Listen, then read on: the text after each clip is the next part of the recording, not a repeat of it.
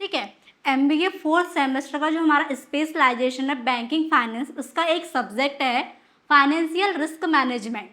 Financial risk management क्या होता है, इस सब्जेक्ट की रिव्यू क्लास करेंगे।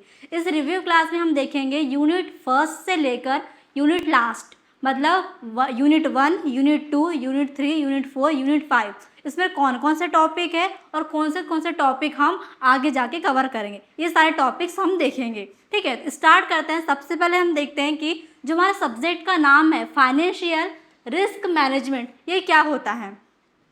ठीक है, फाइनेंशियल का मतलब होता है वित्तीय। ठीक है, जैसे कि हमने एक और सब्जेक्ट देखा था जो बैंकिंग फाइनेंस स्पेशलाइजेशन का ही था, फाइनेंशियल इंस्टीट्यूशन एंड मार्केट, उसमें मैंने आपको बताया था कि फाइनेंशियल क्या होता है। फाइनेंशियल का मतलब सीधे सीधे होता है मनी से, पैसा। ये सब्जेक्ट की लैंग्वेज में बोले तो वित्तीय। ठीक है, फाइनेंस का मतलब क्या होता है, वित्तीय।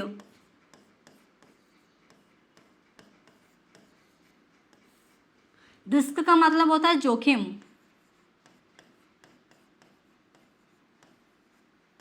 और मैनेजमेंट का मतलब होता है प्रबंधन।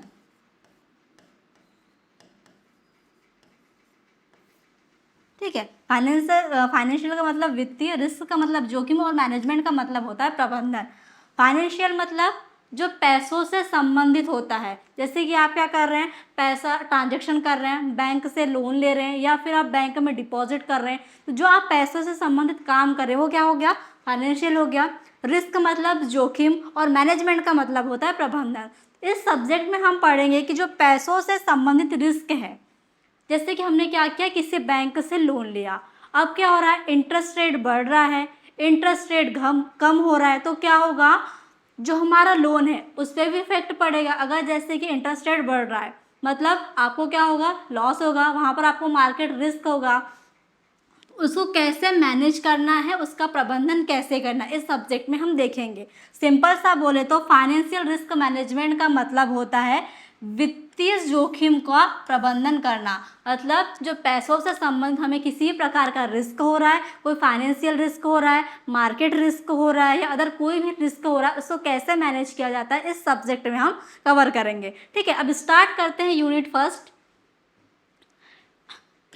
ठीक है, यूनिट फर्स्ट में 1, 2, 3, 4 एंड 5 टॉपिक है। फर्स्ट टॉपिक का नाम है concept of risk, second topic है रिस्क मैनेजमेंट, थर्ड टॉपिक है types of risk, fourth topic है रिस्क मैनेजमेंट सोर्सेस और फिफ्थ टॉपिक है रिस्क मैनेजमेंट प्रोसेस। ठीक है, सबसे फर्स्ट हम देखते हैं कॉन्सेप्ट ऑफ रिस्क क्या है, रिस्क की डेफिनेशन। तो रिस्क क्या होता है समझते हैं। जैसे मैंने आपको बताया, रिस्क मतलब होता है जोखिम। तो फ्यूचर में होने वाले अनसर्टेन इवेंट या बोल सकते हैं अनिश्चित घटनाएं, हमें नहीं पता है कि फ्यूचर में कौन सी घटना होगी, इसलिए हम उसे क्या कर रहे हैं, फ्यूचर में होने वाली अनिश्चित घटना, जिससे क्या हो सकता है, लॉस हो सकता है, जिससे हानि हो सकती है या बोले तो नुकसान हो सकता है, उसकी संभावना होना, ये क्या कहलाता है, रिस्क कहलाता है। सिंपल सा बोले तो फ्यूचर में होने वाली अनसर्टेन इवेंट जिससे किसी भी प्रकार का लॉस, हानि या नुकसान होने की संभावना होती है, उसे ही रिस्क कहा जाता है। ठीक है, अब सेकंड टॉपिक है हमारा रिस्क मैनेजमेंट, रिस्क को मैनेज करना। जैसे मैंने अभी रिस्क की डेफिनेशन बताया कि अनिश्चित घटनाएं, ठीक है, अनसर्टेन इवेंट, अनसर्टेन इवेंट होने से क्या हो रहा है, लॉस हो रहा है, नुकसान हो रहा है और मतलब उसके होने की संभावना है। अभी नुकसान हुआ नहीं है, अभी कोई अनसर्टेन इवेंट हुआ नहीं है, तो हम ये नहीं बोल सकते कि अनसर्टेन इवेंट हुआ है या उससे लॉस हुआ है, उसके होने की संभावना है, उसे क्या कहा गया है, रिस्क कहा गया है।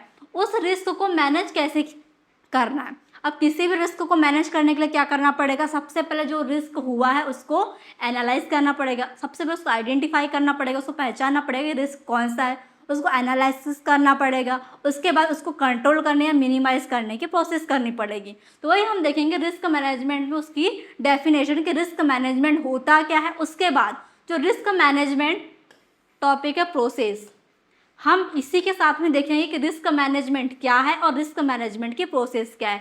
मैंने अभी डेफिनेशन में बताया कि जो भी रिस्क हो रहा है उसको सबसे पहले क्या किया जाएगा, आइडेंटिफाई किया जाएगा, उसके बाद उसको एनालिसिस किया जाएगा, उसके बाद उसको मॉनिटर करके कंट्रोल करने की या मिनिमाइज करने की प्रोसेस की जाएगी।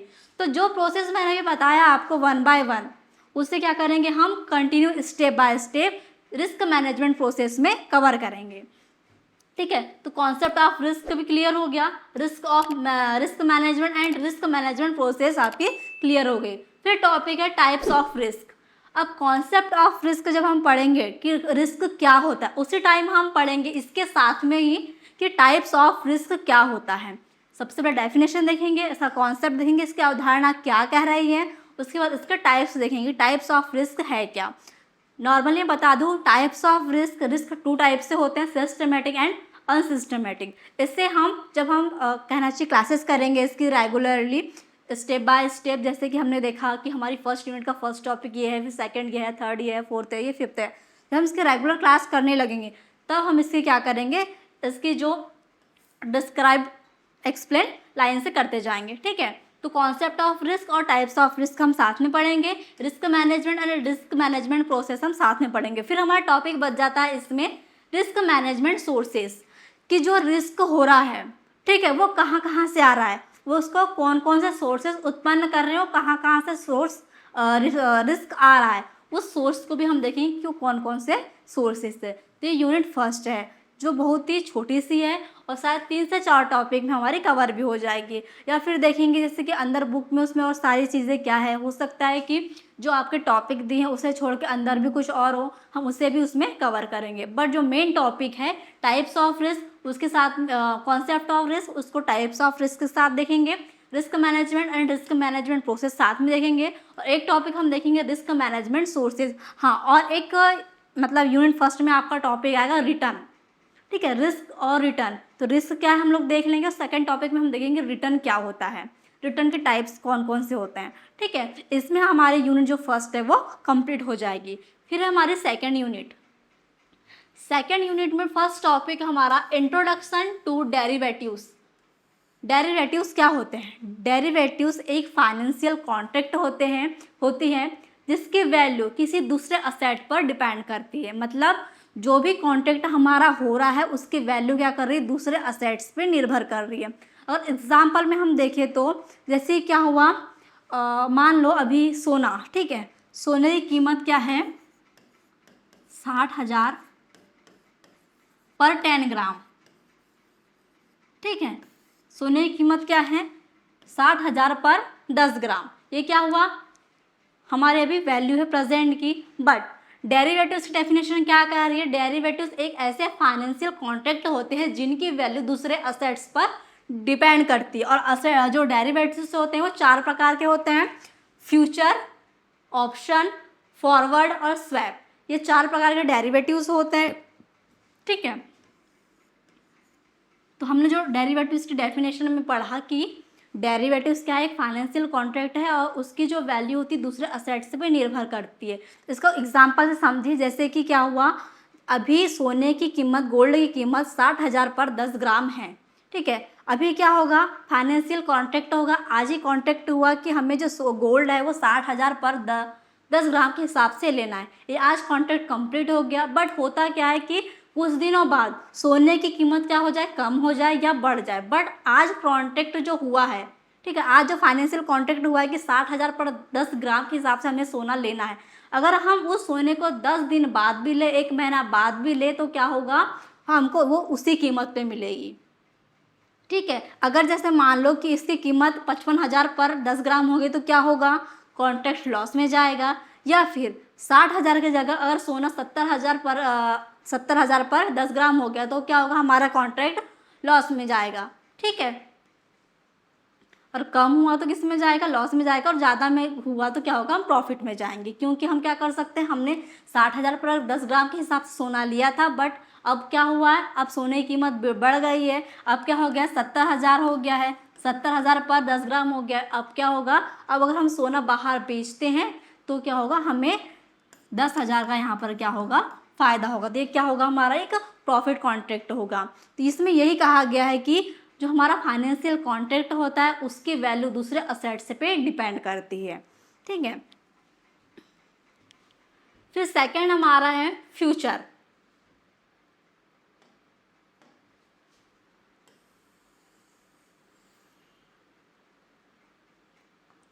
ठीक है। सेकेंड टॉपिक है हमारा फ्यूचर। तो फ्यूचर क्या होता है? मैंने बताया कि डेरिवेटिव्स का एक टाइप है future, option, forward and swap, जिसमें से फर्स्ट जो कहना चाहिए हमारा यहाँ पर टॉपिक है फ्यूचर, ये डेरिवेटिव्स का एक टाइप है। तो फ्यूचर कॉन्ट्रैक्ट भी बोल सकते हैं या फ्यूचर ही बोल सकते हैं। तो फ्यूचर कॉन्ट्रैक्ट क्या होता है? फ्यूचर कॉन्ट्रैक्ट मतलब होता है एक फिक्स डेट, एक फिक्स डेट पर, जैसे कि आज की डेट जो भी है उस डेट पर एक फिक्स प्राइस के साथ एग्रीमेंट होता है। जैसे कि एक व्यापारी ने एक किसान के साथ सौदा किया कि आपके पास जो गेहूं है वो मैं 50 क्विंटल लेना चाहता हूँ। उसने जो भी दिया 2,000 रुपये क्विंटल के हिसाब से देना चाहता है, 2,500, उसने क्या किया? एग्रीमेंट किया। ठीक है। क्या हुआ? बोला मैंने कि क्या है, एक किसान है, किसान के पास 50 क्विंटल गेहूं है और एक व्यापारी उससे गेहूं खरीदना चाहता है। तो किसान ने क्या किया? किसान ने जो गेहूं है उसको 2,500 क्विंटल के हिसाब से दे दिया आज के डेट में। ठीक है। आज फिक्स डेट पर, फिक्स प्राइस पर वो एग्रीमेंट बन गया। अब क्या होगा? जो व्यापारी ने सौदा किया है उसको कंपलसरी है वो कि 1 महीने बाद लेके जाए, 2 महीने बाद लेके जाए, वो 2,500 रुपये क्विंटल के हिसाब से ही गेहूँ लेके जाएगा। अब अगर गेहूं की कीमत कम भी होगी तो चलेगा, या गेहूं की कीमत बढ़ेगी भी तो भी चलेगा, बट जिस डेट पर, जिस प्राइस का एग्रीमेंट हुआ है, जो कॉन्ट्रैक्ट हुआ है, उसके हिसाब से उसको चलना पड़ेगा। तो ये होता है फ्यूचर कॉन्ट्रैक्ट। ठीक है। अब है फ्यूचर मार्केट।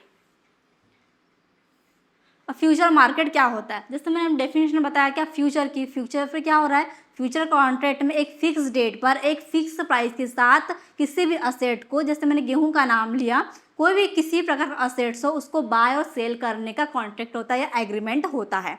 ठीक है। तो जहाँ पर असेट्स को बाय और सेल करने की ट्रेडिंग होती है, जहाँ पर भी असेट्स बाय और सेल हो रहा है उसे कहते हैं फ्यूचर मार्केट। जहाँ पर फ्यूचर की ट्रेडिंग हो रही है वो कहलाता है फ्यूचर मार्केट। अब देखिए फ्यूचर मार्केट, इसका एक टॉपिक ये भी है कि मैकेनिज्म ऑफ फ्यूचर मार्केट। तो फ्यूचर मार्केट के साथ ही हम मैकेनिज्म ऑफ फ्यूचर मार्केट पढ़ेंगे। अब मैकेनिज्म क्या होता है? मैकेनिज्म मतलब कार्य प्रणाली।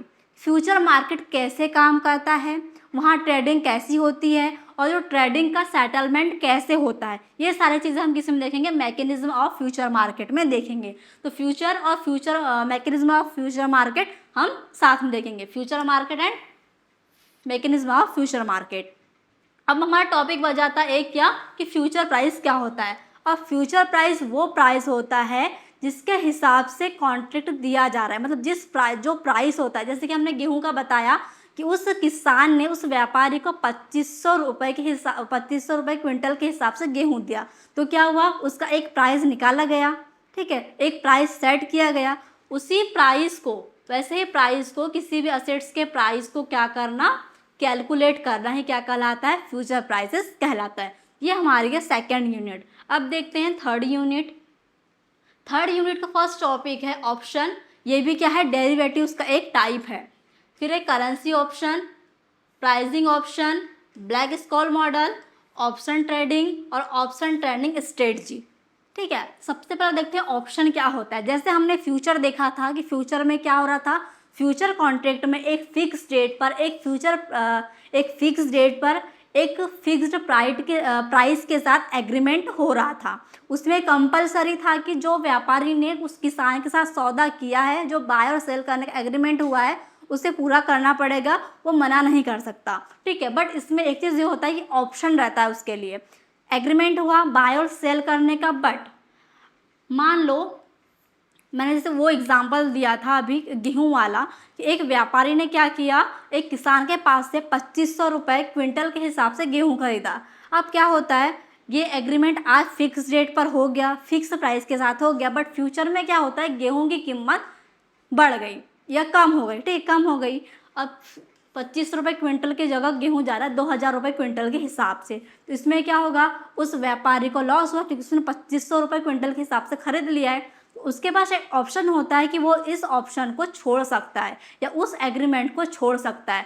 मतलब जो भी उसने एग्रीमेंट लिया है उसको वो कंपलसरी पूरा करना उसकी जिम्मेदारी नहीं होती, उसको बाध्यता नहीं होती, वो उस ऑप्शन को छोड़ सकता है। बट फ्यूचर में क्या हो रहा था? फ्यूचर में जो एग्रीमेंट बन रहा था, जो कॉन्ट्रैक्ट बन रहा था, उसे पूरा करना कंपलसरी था। और ऑप्शन में क्या है, ये चीज़ें कंपलसरी नहीं है। अगर आपको लग रहा है कि आपका लॉस हो रहा है, आप नुकसान में जा रहे हैं, तो आप उस कॉन्ट्रैक्ट को छोड़ सकते हैं। किसमें? ऑप्शन में। सेकेंड ऑप्शन है करेंसी ऑप्शन। करेंसी मतलब जो फॉरेन करेंसी होती है, इंडियन रुपीज़ जैसे कि हमारे इंडिया की है, ठीक है, डॉलर फॉरेन कंट्री की है, ठीक है, तो जो फॉरेन करेंसी का एक्सचेंज होता है उसे कहते हैं करेंसी ऑप्शन। फिर थर्ड है pricing of option. Pricing option का मतलब मैंने बताया कि जो भी ऑप्शन के लिए जो भी कहना चाहिए, एक प्रीमियम सेट किया जाता है, उस प्रीमियम को कैलकुलेट करना ही क्या कहलाता है? प्राइसिंग ऑफ ऑप्शन कहलाता है। और ब्लैक स्क्वायर मॉडल, हम प्राइसिंग ऑफ ऑप्शन के साथ ही ब्लैक स्क्वायर मॉडल पढ़ेंगे कि प्राइसिंग ऑफ ऑप्शन निकालने के लिए जो फेमस मैथमेटिकल मॉडल यूज़ किया जाता है उसी को ब्लैक स्क्वायर मॉडल कहा जाता है। सबसे पहले हम इसकी डेफिनेशन देखेंगे, उसके बाद जो प्राइसिंग है ऑप्शन की वो कैसे कैलकुलेट की जाती है, किस फॉर्मूले से निकाली जाती है, कौन सा मैथमेटिकल मॉडल यूज़ किया जाता है, वो हम पढ़ेंगे ब्लैक स्क्वायर मॉडल में। क्योंकि ब्लैक स्क्वायर मॉडल ही वो मॉडल होता है जिससे प्राइसिंग ऑप्शन निकाला जाता है, ठीक है। फिर है ऑप्शन ट्रेडिंग। ऑप्शन की ट्रेडिंग मतलब जो भी हमारा एग्रीमेंट है, जो भी हमारा ऑप्शन है, ठीक है, उसकी ट्रेडिंग जो होती है, मतलब जहाँ बाय और सेल किया जाता है, उसे कहते हैं ऑप्शन ट्रेडिंग। फिर है ऑप्शन ट्रेडिंग स्ट्रेटजी। मैंने क्या बताया कि जो ऑप्शन का बाय सेल होता है, जहाँ पर खरीदी बिक्री होती है शेयर्स की, उसको ऑप्शन ट्रेडिंग कहते हैं। और हम अब देखेंगे कि ऑप्शन ट्रेडिंग की स्ट्रेटजी क्या है। स्ट्रेटजी का मतलब हम कह सकते हैं जैसे कि प्रॉफिट बढ़ाने के लिए हम जो स्ट्रेटजी यूज़ कर रहे हैं, या रिस्क को कम करने के लिए कौन सी स्ट्रेटजी यूज़ की जाती है, वो सारी चीज़ हम किस में देखेंगे? ऑप्शन ट्रेडिंग स्ट्रेटजी में देखेंगे, ठीक है। ये थी आपकी थर्ड यूनिट। अब है फोर्थ यूनिट। फोर्थ यूनिट का फर्स्ट टॉपिक है फाइनेंशियल स्वैप, सेकेंड है इंटरेस्ट रेट स्वैप, थर्ड है इंटरेस्ट रेट ऑप्शन, फोर्थ है प्राइसिंग ऑफ स्वैप, और फिर फिफ्थ है कमोडिटी एंड करेंसी स्वैप। सबसे पहले देखते हैं हम कि फाइनेंशियल स्वैप क्या होता है। फाइनेंशियल स्वैप का मतलब होता है जहाँ पर कहना चाहिए सिंपल सा बोले तो दो पार्टीज के बीच फाइनेंशियल कैश फ्लो या कहना चाहिए कैश फ्लो एक्सचेंज करने की प्रक्रिया होती है। मान लो कि पार्टी ए है और पार्टी बी है, ठीक है, मान लो कंपनी ए है या कंपनी बी है। अब दोनों कंपनी ने क्या किया है? ऑप्शंस खरीद रखे हैं या कोई भी डेरिवेटिव्स, कोई भी असेट किसी प्रकार का खरीद रखा है, ठीक है। अब दोनों पार्टी के बीच जो फाइनेंशियल कहना चाहिए कैश फ्लो है, जो इंटरेस्ट रेट है, या कहना चाहिए सिंपल सा बोले तो फाइनेंशियल जो कैश फ्लो दोनों के बीच हो रहा है, दोनों जो कैश फ्लो एक्सचेंज कर सकते हैं।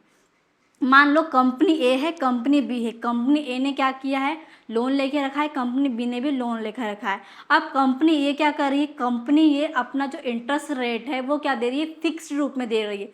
फिक्स्ड रूप में मतलब जैसे कि उसने 10% ब्याज पे क्या लोन लिया है, मतलब वो क्या होगा? वो फुल टाइम क्या करेगी? 10% ब्याज के हिसाब से ही अपना इंटरेस्ट पे करेगी। चाहे इंटरेस्ट रेट बढ़े या घटे, उसको 10% के हिसाब से ही देना है। वो क्या होता है? फिक्स्ड इंटरेस्ट रेट होता है। और सेकंड ऑप्शन क्या होता है? फ्लोटिंग। फ्लोटिंग इंटरेस्ट रेट में क्या होता है? फ्लोटिंग का ये होता है कि अगर इंटरेस्ट रेट जैसे कि रेपो रेट बढ़ रही है या रेपो रेट कम हो रही, उस हिसाब से क्या होता है? उसका जो इंटरेस्ट रेट है वो कम होता है या बढ़ता रहता है। इन दोनों को, इंटरेस्ट रेट को, फिक्स्ड और फ्लोटिंग को, दोनों को क्या करना? एक्सचेंज करना। पार्टी ए और पार्टी बी, पार्टी ए क्या कर रही है?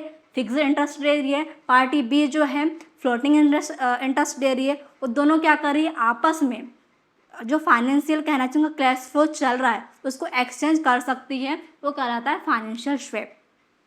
सेकंड है इंटरेस्ट रेट स्वैप। अब मैंने आपको इसी में बता दिया कि जो फाइनेंशियल कैश फ्लो होता है उसे तो फाइनेंशियल स्वैप कहा जाता है, बट जो इंटरेस्ट रेट मैंने बताया फिक्स्ड और फ्लोटिंग, वो क्या कहलाता है? इंटरेस्ट रेट स्वैप कहलाता है, ठीक है। अब थर्ड है interest rate option. Interest rate option का मतलब होता है कि इंटरेस्ट रेट से और किसी प्रकार का रिस्क हो रहा है, ठीक है, इंटरेस्ट रेट बढ़ रहा है, घट रहा है, उससे किसी भी प्रकार का लॉस होने की संभावना है, किसी भी प्रकार का रिस्क होने की अगर संभावना है, आप क्या कर सकते हैं? इंटरेस्ट रेट ऑप्शन का यूज़ कर सकते हैं। वो इंटरेस्ट रेट ऑप्शन क्या होता है हम देखेंगे जब हम इस जो टॉपिक को एक्सप्लेन करेंगे, ठीक है। फिर है प्राइसिंग ऑफ स्वैप। जो स्वैप होता है, जैसे अभी हमने देखा था ऑप्शन की प्राइसिंग कैसे कैलकुलेट हो जाती है, कैसे होती है, किस मॉडल से होती है। हमने देखा था ब्लैक स्क्वायर मॉडल से क्या हो रही थी, जो ऑप्शन है उसकी प्राइसिंग कैलकुलेट हो रही थी। फ्यूचर में भी मैंने देखा था कि फ्यूचर में जो प्राइस सेट होती है उसको कैलकुलेट कैसे किया जाता है, वो हम देख रहे थे प्राइसिंग ऑफ फ्यूचर में। वैसे ही हम देखेंगे जो स्वैप है, स्वैप के प्राइस कैसे कैलकुलेट होती है या कितनी कैलकुलेट होती है, उसका प्रीमियम कैसे निकलता है, उसमें देखेंगे हम किसमें, प्राइसिंग ऑफ स्वैप में। फिर है कमोडिटी एंड करेंसी स्वैप। ये क्या है, एक प्रकार का जो फाइनेंशियल स्वैप है उसका टाइप्स है, उसके टाइप्स हैं। देखेंगे कमोडिटी और करेंसी ऑप्शंस, करेंसी स्वैप क्या होते हैं। ये थी आपकी 4th यूनिट। और अब 5th unit, foreign exchange market. Foreign exchange market का मतलब जहाँ पर जो फॉरेन करेंसी का एक्सचेंज होता है या फॉरेन करेंसी की बाय सेल होती है, जहाँ ट्रेडिंग होती है उनकी, उस मार्केट को क्या कहते हैं, फॉरेन एक्सचेंज मार्केट कहते हैं। फिर सेकंड हमारा टॉपिक है इसमें मार्केट डेरिवेटिव्स। मार्केट डेरिवेटिव्स मैंने आपको बताया सेकंड यूनिट में कि डेरिवेटिव्स क्या होते हैं। डेरिवेटिव्स वो फाइनेंशियल कॉन्ट्रैक्ट होते हैं जिनकी वैल्यू किसी दूसरे असेट्स पर निर्भर करती है, डिपेंड करती है। और डेरिवेटिव्स कौन कौन से होते हैं, future, option, swap and forward. ये जो चारों मैंने आपको डेरिवेटिव्स बताई वो हम सेकंड थर्ड यूनिट में देखेंगे ही देखेंगे, बट साथ में हम 5th यूनिट में भी एक शॉर्ट रूप में मार्केट डेरिवेटिव्स में देखेंगे। ठीक है, तो ये थी आपकी 1, 2, 3 एंड 4th एंड 5 यूनिट के टॉपिक्स, जो हमने देख लिया है कि हमको आगे जो क्लासेस होगी हमारी, जिसमें हम सारी चीज़ें क्या करेंगे, एक्सप्लेन करेंगे। ठीक है, उसमें हमको कौन कौन सा टॉपिक पढ़ना है। मैंने फर्स्ट एंड सेकंड यूनिट में आपको ये भी बता दिया कि कौन सा टॉपिक हम किसके साथ पढ़ेंगे, क्योंकि वो उसी से रिलेटेड है। हम सबसे पहले जैसे रिस्क पढ़ लेंगे, उसके बाद रिस्क मैनेजमेंट पढ़ेंगे, फिर टाइप्स ऑफ रिस्क पढ़ेंगे, तो आप भी कन्फ्यूज़न होंगे। इसलिए सबसे पहले हम क्या देखेंगे, रिस्क के साथ साथ टाइप्स ऑफ रिस्क भी देखेंगे, रिस्क मैनेजमेंट के साथ रिस्क मैनेजमेंट की प्रोसेस भी देखेंगे, और उसके बाद हम देखेंगे उसके सोर्सेज। ठीक है, वैसे ही हमारी first, second, third and 4th and 5th unit के हमने टॉपिक्स क्लियर कर लिए हैं। छोटी छोटी डेफिनेशन भी देख लिया कि क्या है। अब जो नेक्स्ट हमारी क्लास स्टार्ट होगी जिसमें हम सारी चीज़ें डिस्क्राइब करेंगे अच्छे से लॉन्ग टर्म में, तो सारी चीज़ें आपको क्लियर हो जाएगी। आई होप जो मैंने आपको छोटी छोटी डेफिनेशंस बताई थी हर एक टॉपिक की, वो आपको अच्छे से समझ में आई होगी। Thank you very much.